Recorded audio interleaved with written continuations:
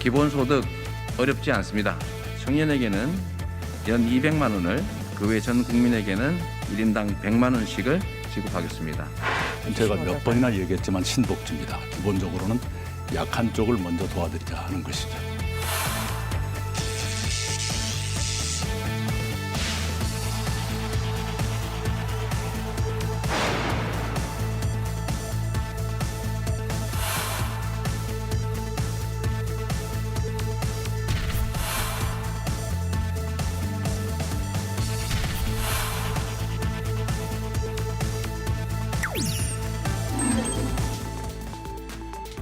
여러분 안녕하십니까. 박근혜 전 대통령 수사와 관련해서 윤석열 전 총장이 송구한 부분도 없지 않다라고 말했죠.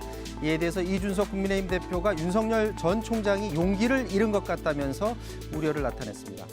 민주당에선 이재명, 이낙연 두 후보가 노무현 전 대통령 탄핵 표결까지 소환하면서 네거티브 공방이 격화되고 있는데요. 민주당이 당 차원에서 신사 협약식까지 추진하기로 했는데 과연 네거티브 공방은 잦아들 수 있을지 살펴보도록 하겠습니다. 사사건건 시작합니다.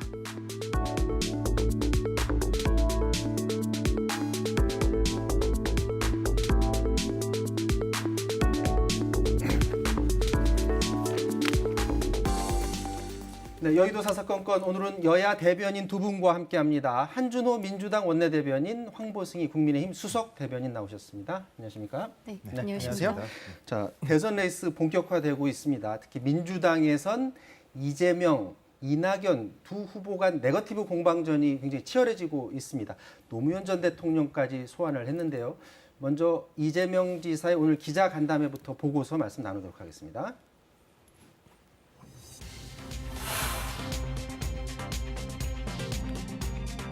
정치인들에게 그 최고의 덕목은 국민들에게 거짓말을 하지 않는 것입니다.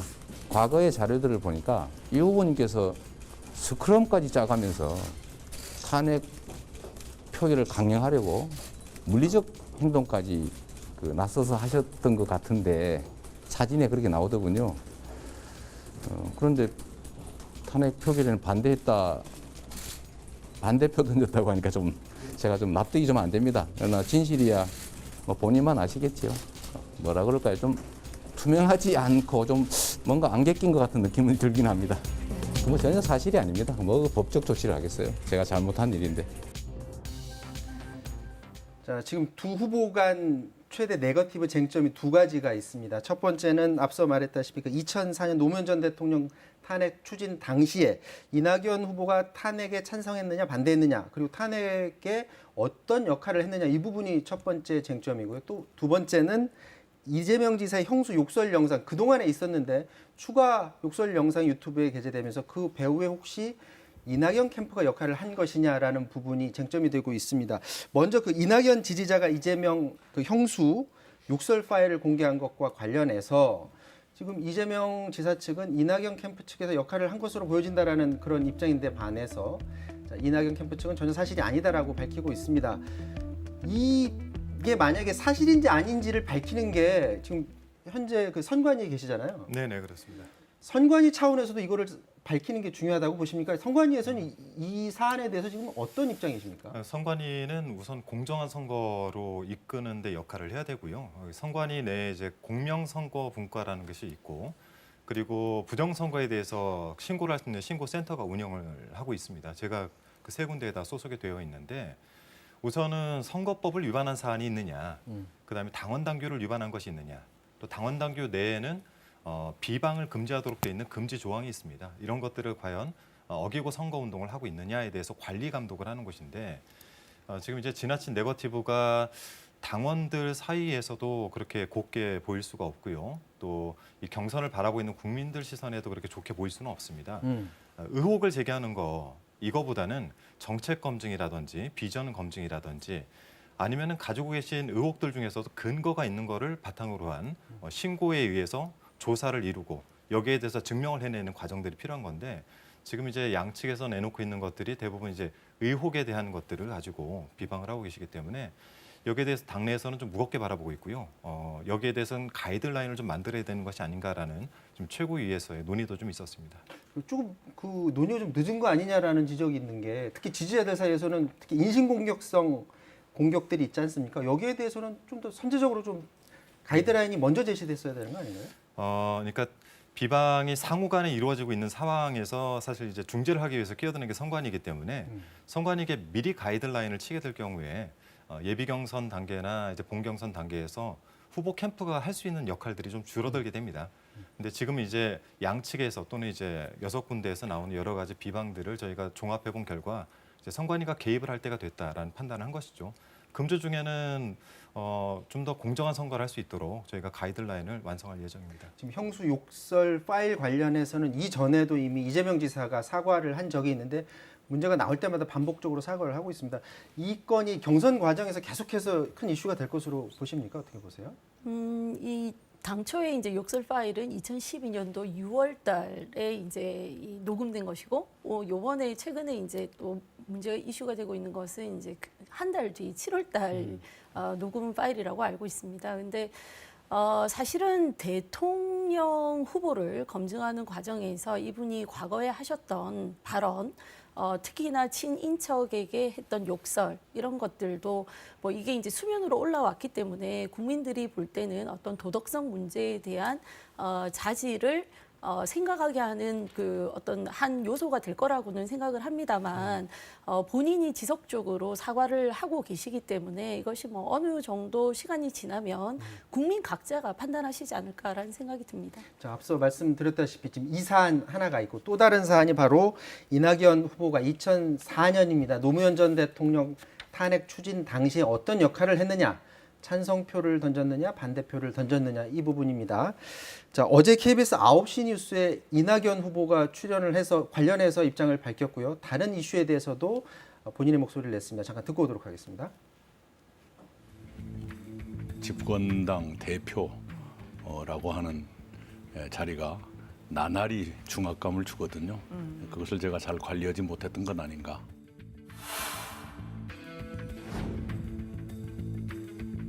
그분의 연봉이 8,800만 원이던데요. 국민 세금으로 공적인 업무를 수행하는 사람이 특정 후보를 비방하는 가짜 뉴스를 만들어서 확산을 유도했다.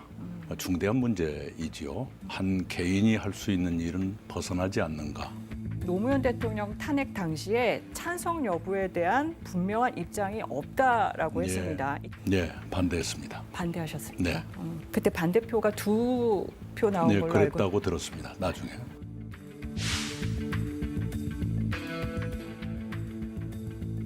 결과적으로는 그런 아쉬움이 있습니다. 그러나 그분들의 공직관에 대해서도 역시 아쉬움을 갖습니다. 야당도 좀 딱합니다. 인물이 오주가 없었으면 그런 사람들만 잔뜩 구워다 쓰려고 하는가. 자, 2004년 노무현 전 대통령 탄핵안 표결 당시를 기억 못 하시는 분들이 많아서 잠깐 그 부분을 설명을 해드리면 당시에 노무현 전 대통령 탄핵안을 추진을 합니다. 근데 그 탄핵안을 만드는 데 있어서 이낙연 후보가 당시 그 탄핵안에는 서명을 하지를 않았었어요. 서명을 하지는 않았는데 표결에는 참여를 합니다. 그리고 표결을 했는데 그 결과는 국민들은 알 수 없지만 이낙연 후보는 9시 뉴스에서 말했다시피 본인은 거기에 대해서 탄핵에 반대한다라는 입장을 밝혔다라는 것입니다. 그런데 오늘 이재명 후보는 당시 이낙연 후보가 스크럼까지 짜가면서 탄핵 표결 강행하려고 물리적 행동까지 하는 사진이 있다. 이렇게 반박을 했고요. 조금 전에 김남국 의원 SNS에 사진 올렸습니다. 당시 이낙연 후보가 그 본회의장 안에서 스크럼 짜는데 그 동참한 사진, 그리고 이 사진은 의장석을 점거하는 사진입니다. 거기에도 참여했다라는 사진을 올렸습니다. 자, 그렇다면 이재명 후보가 본인이 사진을 가지고 있다, 그리고 이게 증거다라고 했던 부분은 일단 주장은 맞는 것 같아요. 자, 이 부분에 대해서는 어떻게 생각하십니까? 김남국 의원이 지금 현재 이재명 지사 캠프의 일종의 이제 수행으로 지금 활동을 하고 계시고 조금 전 페이스북에 글을 올린 걸 봤습니다. 그 세 가지 이야기를 지금 하고 있는 것 같은데요. 일단 첫 번째는 대부분 이제 내용들이 표결에 참여를 했다, 스크럼을 짰다. 그리고 송영길 현 대표가 한나라당을 향해서 항의하는 모습을 그냥 무심히 바라봤다라는 이 세 가지 장면을 가지고 네. 이제 의혹 제기를 하셨어요. 근데 이런 것 같습니다. 이제 이낙연 전 대표가 KBS 방송에 나와서 이야기했던 것처럼 이 결과에 대한 건 알 수가 없습니다. 그러니까 본인이 실제 반대표를 던졌는지에 대한 거는 알 수가 없어요. 태도와 결과를 봐야 되는데 태도 부분에 대해서 지금 의혹 제기를 한 거죠. 네. 다만 한 장 또는 몇 장의 사진이 될지 모르겠지만 이 사진 자체가 그 태도를 전체를 설명할 수 있는 것인가에 대해서는 확정적 대답을 하기는 참 어려운 부분이 있습니다. 다만 그 태도와 별개로 결과에 대해서는 본인이 직접 아니다라고 얘기를 했기 때문에 또 본인의 이야기에 조금 더 신빙성을 실어야 되는 것이 아닌가 생각을 하고 있습니다. 근데 이 문제가 금세 끝날 것 같지 않은 게 지금 그 선두권에서 밀려 있는 정세균 후보 같은 경우에도 당시 탄핵 당시의 상황 분명하게 짚고 넘어가야 된다라는 입장 밝혔어요. 그러니까 당시 추미애 후보도 그렇고 이낙연 후보도 그렇고 당시 어떤 행동을 했느냐에 대해서 시시비비를 가려보자라는 그런 입장이거든요. 뭐 이제 일종의 치킨 게임들의 가장 기본적인 원칙은 그 게임에 참여를 하느냐의 문제인데 이낙연 전 대표께서 이 부분에 대해서 참여를 해서 적극적으로 해명을 할 것인지 아니면 단순히 의혹 제기를 그냥 그대로 둘 것인지는 또 볼 문제이고요.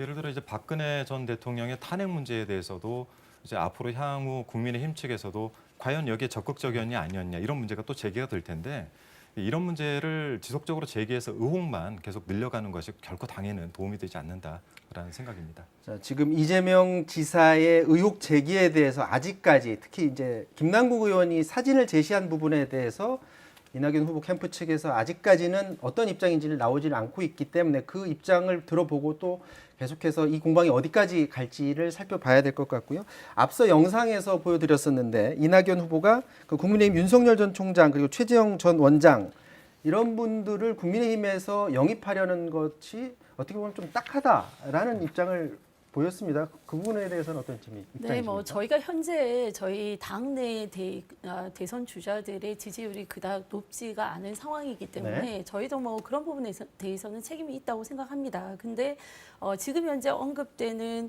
전 감사원, 이 정권의 감사원장, 검찰총장, 심지어 이제 경제부총리까지 이분들이 과연 왜 이렇게 대권에 도전하려고 하시는 걸까? 모두 다 하시는 말씀이 본인들이 공직에 있을 때 이 정부와 정권으로부터 부당한 대우를 받았기 때문에 그게 억울해서가 아니라 개인적인 문제가 아니라 나라가 걱정이 되어서 정권 교체는 반드시 해야 된다 이런 말씀들을 하고 계시거든요. 그런 측면에서 이분들이 야권으로 와서 이렇게 대권에 도전하는 거에 대해서 비판하시기 이전에 민주당 스스로 본인들을 좀 돌아보는 반성의 계기가 또 그 반성의 메시지가 있어야 되지 않나. 그래 국민들이 보고 계시거든요.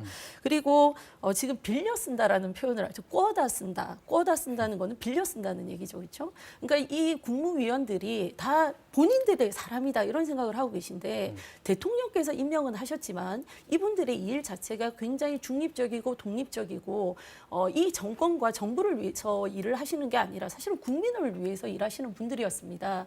근데 이 과정들을 보면 항상 정부 여당을 향해서 수사를 하거나 조사를 하거나 감사를 하거나 또 여당이 하는 어떤 정책에 대해서 반대의 목소리를 내거나 했을 때 부당하게 그게 이제 합리적인 대화를 통해서 또는 그것들을 통해서 더 나은 사회로 가기 위한 그 공직자로서 자세에서 나온 얘기들인데 그걸 이 정권과 정부가 받아들이지 못했기 때문에 이분들께서 바로잡아야 된다는 생각에 대권에 도전하시는 거거든요. 그래서 그 인식 자체가 저는 우리 사람이다라는 인식 자체가 이 모든 사태의 원인이지 않나 이런 생각이 특히 듭니다. 이제 민주당 의원분들 항상 하시는 얘기가 이게 도의를 넘어선 거다라는 얘기를 하는데 지금 의원님 말씀은 아니, 정통성 있다고 생각해서 들어가서 일을 해봤는데 이대로 이 정권이 계속해서 정권을 이어가면 안 되겠다 그런 차원에서 야당으로 나와서 이제 대권에 도전한다 이 얘기입니다. 그거는 공직자의 태도가 아니죠. 예, 기본적으로 오랜 공직을 하신 분들의 태도는 아니고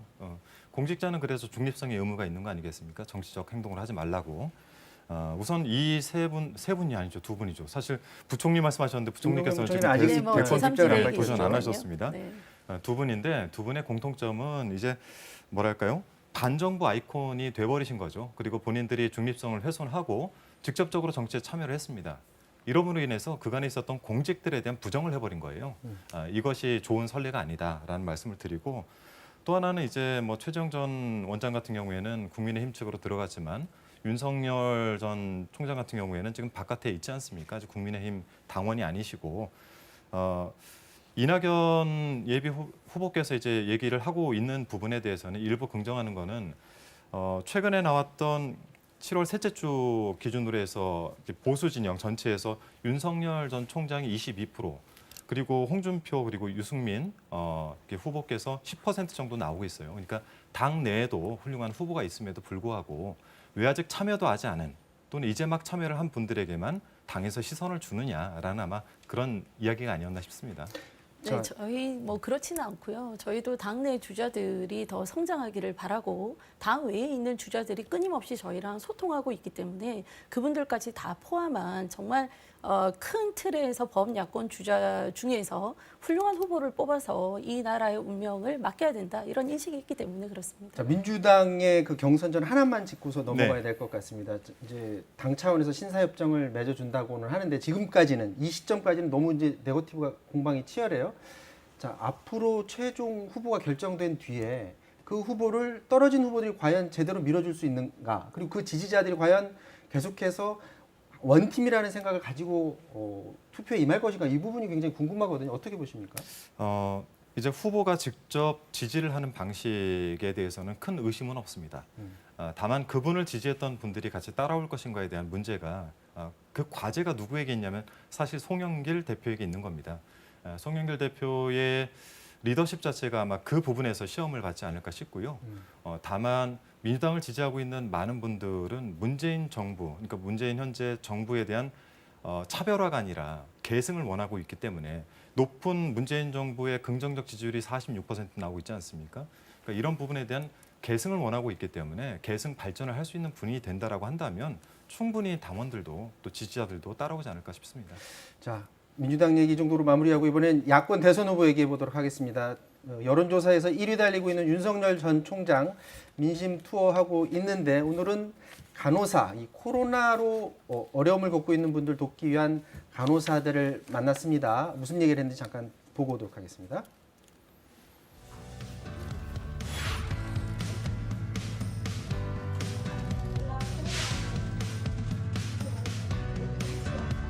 지금 이 영상물을 보니까 어떠한 말로도 표현이 안 된다고 하는 생각이 듭니다. 감염의 위험 속에서도 하루하루 혼신의 힘을 다하는 간호사분들을 뵙고 나니 정말 간호전사라는 생각이 듭니다. 공정한 나라라면 역시 공정한 그 처우가 보장이 돼야 하고 오늘 또 우리 간호사님들의 그 코로나 현장에서의 여러 가지 경험과 그 느끼신 바를 오늘 제가 국민의 한 사람으로서 직접 청취하고 또 널리 전파하도록 이렇게 하겠습니다. 자, 윤석열 전 총장 민심 투어하는 이유가 바닥 민심을 듣고 그 과정에서 지지율을 끌어올리기 위해서 아마 저거를 할 텐데 그 과정이 사실 순탄치가 않습니다. 발언이 계속 논란이 되고 있는데 주 120시간 근무 발언 논란이 있었고요. 또 코로나 밀란 발언 논란이 있었습니다. 저게 지지율에 좀 쫓기다 보니까 하는 어떤 실언으로 보여질까? 아니면 본래 본인의 생각이 그런 사고방식을 가지고 있었기 때문에 그런 본심이 튀어나온 걸까라는 생각들을 하게 됩니다. 어떤 이유에서 저런 말들을 한다고 보십니까? 사실은 앵커께서 두 가지를 다 말씀을 하신 것 같은데요. 첫 번째는 본인의 지지율이 급락을 하고 있는데 기인을 할 수 있지만 근본적으로 오늘 간호사분들을 만나면서 했던 국민의 한 사람으로서의 부분을 조금 더 집중해서 들어가 볼 때 네. 공감 능력의 부족이 좀 있지 않나 싶습니다. 이분이 살아왔던 지금까지의 검찰총장까지의 삶들을 지켜봤을 때 과연 국민들과 공감할 수 있는 또 사람들과 공감할 수 있는 분이었나. 또 한 번 국감장에서 나왔듯이 사람에게 충성하지 않는다라는 말 자체가 과연 이 조직주의를 떠나서 국민들과 공감할 수 있는 능력 있는 분인가라는 생각이 들어서 저는 이런 생각이 들더라고요. 그러니까 국민 경험이 일반 국민 경험이 전무하다. 이런 데서 오는 공감 부족이 아닌가라고 생각을 합니다. 자, 의원님께서는 공감 능력이 떨어지기 때문에 발언 자체가 자꾸 논란이 되는 발언들을 한다는 거예요. 최근 일단 그 구설에 오르고 있는 발언의 이유, 근본적인 뭐 문제가 있다면 어떤 게 있다고 보십니까? 사실 뭐 정치인으로서의 행보를 시작한 지 얼마 되시지 않았습니다. 이게 정치라는 것이 굉장히 쉬운 것 같지만 전문적인 어렵죠. 영역이지 않습니까? 그리고 많은 국민들과 소통을 해야 되고 그분들과 공감을 해야 되고 또 많은 이해 갈등들을 조화롭게 조정해야 되는 그런 그 능력이 필요한 일이기 때문에 아마도 윤석열 총장님께는 그런 것들이 다소 아직까지 적응해 나가는 과정이 아닌가 이런 생각이 들고요. 그리고 뭐 오늘 간호사협회에 가셔서 간담회 하신 거는 또 지금 코로나 시국에 가장 어려운 그 우리 국가를 위해서 많은 노력을 해주시는 힘든 분들을 격려하러 가신 거 저건 뭐 잘하셨다는 생각이 들고요.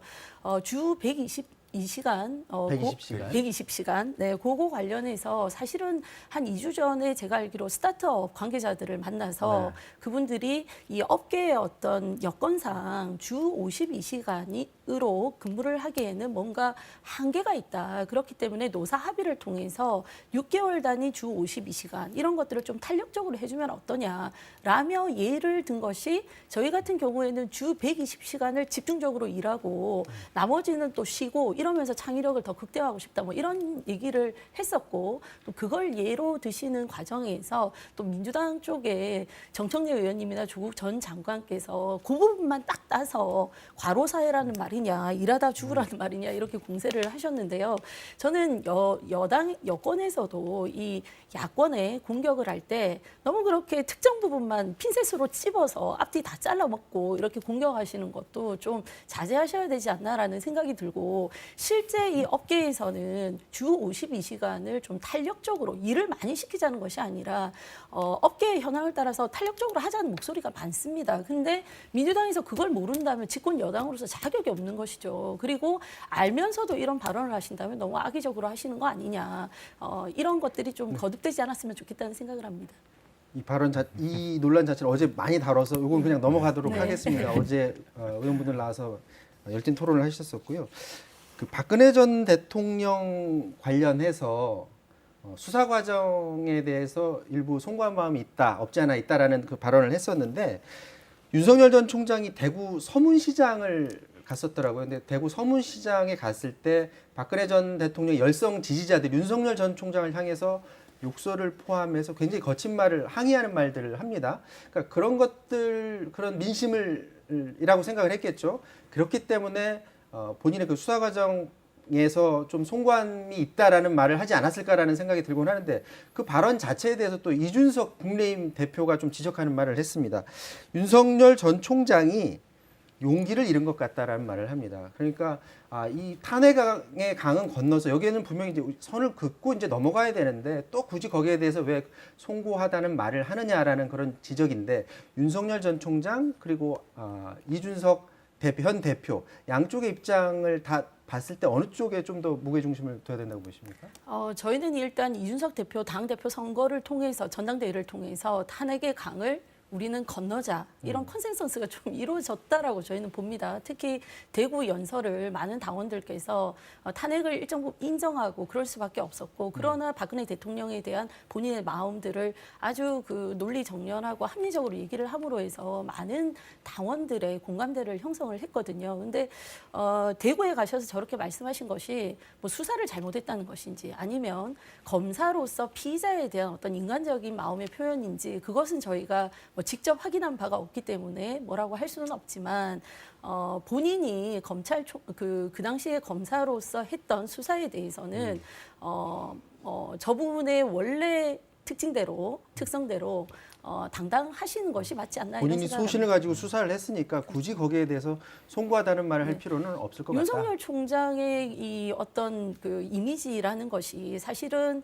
과거 정권에 대한 어떤 수사 그리고 현 정권 핵심에 대해서도 당당하게 수사를 했다. 이것 때문에 지금 대권 지지율 1위가 나오고 계신 거거든요. 그래서 본인의 그런 어떤 기본적인 원칙, 소신 이런 것들을 지키셔야 된다고 생각합니다. 박근혜 네. 지지자들의 표심을 생각해서 저런 말을 했다고 보십니까? 뭐 당연하지 않을까요? 대구 경북 표심을 입기 위한 발언이 아니었을까 싶고 또 지극히 기회주의적 태세 전환이라고 보고 있는데 황보승희 의원께서 저는 말씀하시는데 굉장히 크게 공감을 하는 부분이 있습니다. 대통령 후보로 나선 데 대해서는 본인만의 철학과 소신과 비전이 있어야 되는데 네. 이 세 가지가 전혀 보이지 않고 있습니다. 뭐 박근혜 전 대통령에 대해서는 뭐 더 얘기할 것도 없이 뭐 그 헌법의 근간을 흔들어서 헌법재판소로부터 탄핵을 받은 분이기 때문에 여기에 대한 수사에 대해서 본인 스스로 부정을 하는 거에 대한 부분도 있겠지만 말씀하셨듯 도대체 무엇에 대해서 미안한 건지에 대해서도 명확하게 이야기를 하지 않고 단순히 미안한 부분이 있다라고 해서 어물쩍 넘어가려는 부분들, 이런 부분들이 과연 대통령 후보로서의 자세인가라는 생각을 좀 하게 됩니다. 국민의힘 입장에서 봤을 때는 지금 윤석열 총장이 뭐 매일매일 움직일 때마다 어떤 발언이 논란이 되고 그럴 바에 빨리 들어왔으면 하는 바람도 있을 것 같습니다. 자, 최근에 9월 15일에 1차 컷오프 통해서 후보를 8명으로 압축시키겠다라는 시간표를 발표를 했는데, 자, 그 전에 만약에 들어온다면 좋겠는데, 그 전에 지지율이 계속 떨어진 상태에서 들어오면은 안 들어오니만 못하지 않습니까? 그리고 현 지지율이 계속 유지됐을 때 윤석열 총장이 말하는 뉘앙스로 봐서는 안 들어올 것 같아요. 12월까지 그냥 밖에 계속 계실 것 같은데 네. 이 지지율이 계속 내려가는 상태에서 들어오게 되더라도 그럼에도 불구하고 빨리 들어왔으면 하는 그런 바람입니까? 지금 현재로서는 저희가 어쨌든 그 대권 지지율 1위를 달리고 있는 후보시기 때문에 1, 2위를 달리고 있죠. 1, 2위 왔다 갔다 하고 계시죠. 근데 안정적으로 저희 제1야당에 들어오셔서 저희의 조직력과 대선을 치렀던 많은 노하우들과 기타 여러 가지의 지원을 받으시면 훨씬 안정적으로 저 지지율을 유지하거나 더 늘릴 수 있다라는 것이 저희의 입장이긴 합니다. 근데 뭐 결국은 후보자 본인이 판단하실 문제고요. 당에 들어오고 안 들어오고의 문제도, 들어오는 시점도 사실은 이 타이밍이라는 것이 굉장히 중요하기 때문에 본인으로서도 그 절묘한 타이밍을 지금 보고 계신 거 아닌가 이런 생각을 합니다. 지금 윤석열 전 총장이 잠깐 지금 주춤하는 사이에 최재형 전 원장이 국민의힘에 입당을 했어요. 입당하고 나서 매일매일 당내 지지 기반 넓히기 위해 사람들을 지금 만나고 있는 상황입니다. 지금 남은 시간이 이렇게 많지 않은데 네. 최재형 전 원장이 당내 지지 기반도 넓히고 윤석열 전 총장과의 벌어진 지지율 격차를 따라잡을 여지가 충분하다고 보십니까? 저는 개인적으로 충분하다고 봅니다. 아, 그래요? 왜냐하면 황보승 의원께서 말씀하셨지만 당내에서 분명한 지원이 있겠죠. 다만 당에 입당을 하는 것까지는 어쨌든 뭐 꽃가마를 태워갈 수도 있고 뭘 태워갈 수도 있지만 들어가면서부터는 각 후보들로부터 견제와 그리고 어떤 검증들을 받게 되죠. 윤석열 전 총장 같은 경우는 뭐 주간 단위로 대략 한 2%포인트씩 떨어지고 있는데 지금 본인 입장에서는 굉장히 초조함이 있을 겁니다. 그리고 국민 입장에서 바라봤을 때 이제 국민의힘을 지지하는 분들이 바라봤을 땐 과연 그러면은 윤석열은 대안이 될 수 있는 것인가에 대한 고민들이 있을 것이고 그러한 부분들이 아마도 최재형 전 원장에게 어느 정도 좀 이동을 해 가지 않을까라는 추측은 좀 해볼 수 있고요. 다만 당내에서 검증이 상당히 큰 문제가 되겠죠. 저희가 민주당 지금 당내 이 경선하는 과정을 보면서 좀 타산지석으로 삼아야 되겠다. 미리미리 논란이 될 부분에 대해서는 사전 룰을 좀 만들어서 이 도덕성 검증이라는 것도 너무나 이 흑색 선자 마타도아식 그리고 근거 없이 내지르는 이런 형태는 미리부터 좀 안 할 수 있는 장치를 만들어야 되겠다 이런 생각이 들고요. 또 걱정이 앞서는 건 민주당 이렇게 하시는 걸 보면 어쨌든 대선 캠프에 이 현직 의원들이 포함이 되지 않습니까? 근데 경선을 하는 과정에서 치열하게 싸울 수밖에 없는데 그 과정에서 이 서로에게 상처를 남기는 것은 하지 않아야 되겠다는 생각도 들고 그런 면에서 이게 개인적인 어떤 그 도덕성 문제 이런 것보다는 정책으로 검증을 해야 되겠다라는 생각을 다시 한번 해봤습니다. 근데 말처럼 쉽지가 않은 게 이미 이전에 당대표 경선전에서도 마찬가지로 지금 네거티브 선거전이 있었습니다. 주변 의원들이 말렸지만은 결국엔 결론적으로는 네거티브 선거전으로 끝났는데 그 부분은 국민의힘 아직 시간이 남았으니까 어떻게 준비하는지 좀 지켜보도록 하겠습니다. 마지막으로 이거 하나만 더 여쭤보도록 하겠습니다. 지금 양당 대표 간 그 TV 토론이 어제 처음으로 열렸었습니다. 그 자리에서 뭐 여러 가지 주제가 있었는데 눈에 띄는 게 이게 하나가 있더라고요. 이준석 대표가 민주당이 추진 중인 전국민 재난지원금 이 부분에 대해서 추경 총액이 늘어나지 않는 선에서 어느 정도 용인해 줄 수 있다라는 그런 발언을 했습니다. 근데 이게 보면 이전에 국민의힘에 있는 많은 의원들이 그거 안 된다. 우리 당론하고 틀리다라는 입장이었었거든요. 근데 그럼에도 불구하고 TV 토론에서 또다시 이런 입장을 밝혔습니다. 이 서로 격차가 생각에 좀 차이가 있는 것 같은데 그렇지 의원들 않고요. 설득을 네. 할 수 있어요? 그렇지 않고요. 이게 처음에 보도가 나가면서 전국민 재난지원금 지급 합의 이렇게 나갔기 때문에 이게 뭐지 우리의 원칙과 다른 건데 이렇게 하고 이제 뭐 페이스북에 글을 올리시는 의원님들 또 뭐 다른 루트를 통해서 이의 제기하시는 의원님들이 계시지만 저희가 시간이 지나면서 이 정리된 내용들을 보면 결국은 우리의 당론이었던 지금 정말 힘드신 소상공인 자영업자 지원을 더 두텁게 하고 예산의 증액이 없는 방향에서 방역 상황을 봐서 우리가 전국민 재난지원금을 지급할 수 있다라는 것이고 그런 측면에서 지금 우리 정책위 의장이나 각 상임위 단위에서 또 예결위에서 열심히 협상을 하고 있습니다. 아 그러면 당내 의원들이 그래서 총액 지금 나온 늘리지 것이- 않으면은 네. 전국민 재난지원금 지금 동의하고 있어요? 그래서 이제 저희가 원내에서 지금 합의하고 있는 안이 민주당하고도 뭐 비슷하지만 1인당 25만 원 주던 것을 예산을 증액시키지 않으려면 1인당 23만 원으로 네. 금액을 좀 줄이는 방향에 대해서 긍정적으로 논의를 하고 있거든요. 물론 이제 최종 결정하는 단계에서는 뭐 의총을 연단지 의원들과 합의가 이루어져야 되겠지만 이게 합리적인 어떤 논의 과정을 지금 원내 의원들께서 하고 계시기 때문에 저희로서는 합의를 이뤄가면서 하고 있다 이렇게 말씀을 드리겠습니다. 그럼 쟁점이 네. 증액만 안 한다면 좀 동의할 수 있다는 것으로 제가 상당히 들리는데 긍정적으로 근데 들리고 민주당 네. 차원에서는 증액하겠다는 거 아니에요? 아닙니다. 저희 같은 경우에는 이제 재원, 전국민 재난지원금으로 가기 위한 재원은 1.5조 정도로 추정을 하고 있어요. 네. 이게 카드 캐시백에 들어가는 재원 1.2조에 여기에 3천억 정도를 가져오면 되는데 25만 원으로 갈 때는 사실 약간의 증액이 필요합니다만 20만 원 초반대 선에서 갈 때는 증액 없이 가능합니다. 이게 이제 기재부에서는 80% 이상 안 된다 또는 카드 캐시백 뭐 일부는 해야 된다라는 주장들을 여야가 함께 국민들 그리고 소상공인 자영업자들에게 두텁고 넓게 지원을 한다라는 이 방향성만 같이 한다면 지금 오늘 10시 반부터 행안과 기재 쪽에서 예산 증액 소위를 지금 하고 있지 않습니까? 조정 소위를 하고 있기 때문에 이 조정 소위 내에서 그것들을 다 합의를 해내면 됩니다.